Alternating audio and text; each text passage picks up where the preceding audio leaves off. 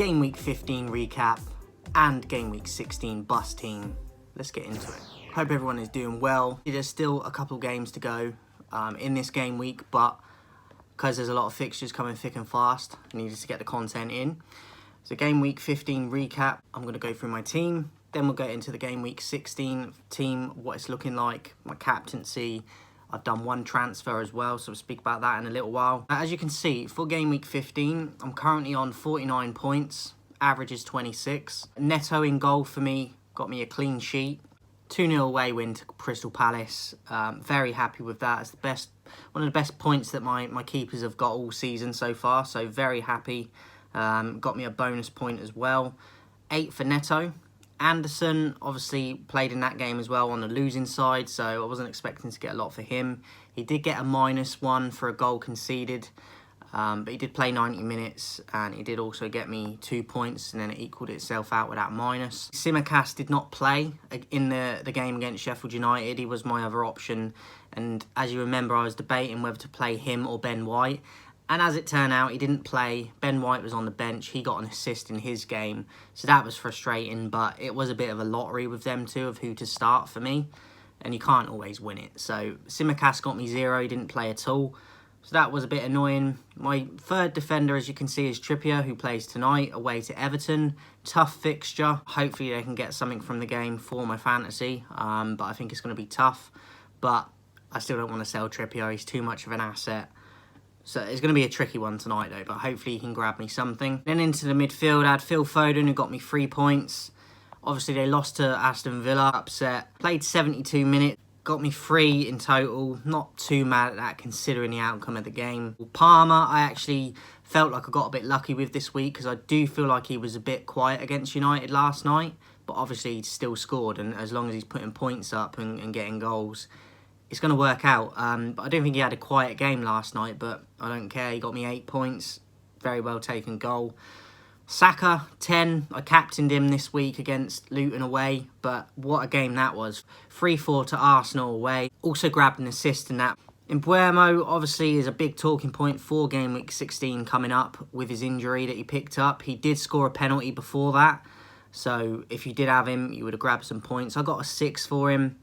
Played 39 minutes, but then obviously he got his injury. I will talk more about him coming up for the Game Week 16 team in a minute.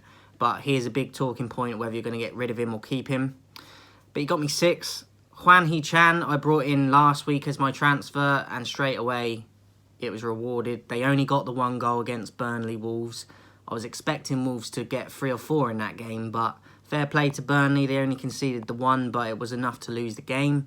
And Hwang got the goal, so I was very happy with that. He got me 10. Great buy at the moment. 1 week in, first game week, 10 points. Very happy. I viced Erling Haaland, and obviously they lost to Villa. He did play the whole game, got 2 points, but because they lost, didn't get a lot for him. Didn't score, obviously. 2 points, very disappointing. And Ollie Watkins, I also had in. Did play against City, played 89 minutes. But he picked up a yellow card, got me 2 points, but then that -1 averaged it out for 1 point. And then on the bench, I had Flecken, who obviously was on the losing end of the 2-1 to Brighton away. Always a tough game to call that as well. But 2 points I'm not mad at. Darwin Núñez, I benched because I wasn't confident he was going to start, and he didn't. He come on though and did get an assist, but he also got a yellow card. So I'm not mad at that. I feel like benching him was the right option. Ben White was the one that was annoying because he got an assist, as I said. I weren't sure if he was going to start. And I went with Tsimikas, and obviously it didn't work out. But yeah, you can't win them all. 4 points for White. And then Matty Cash, 0.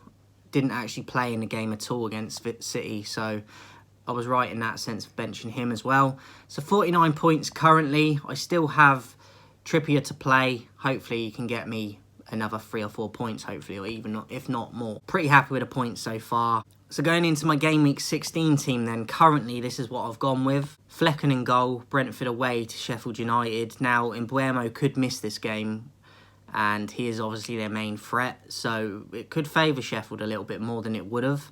So I have to wait and see if he's going to play in that, but Flecken, I feel like, is the better option out of him and Neto for the fixtures for this one. Anderson stays in. They are at home, but they do have Liverpool. But I think that they could make it difficult for Liverpool. Palace are a tricky side at home on certain occasions, and I feel like this one could be one of them. So I'm going with Anderson. Tsimikas away to Palace. Obviously, that matchup again. Again, I'm not certain and 100% that I'm going to keep Tsimikas in. I might put White in because, again, you don't know who's going to start, but I feel like they both might start this one. I'm not dead cert on that Tsimikas starting this game yet, but at the moment he's in. Trippier, I'm keeping in. They're away to Tottenham.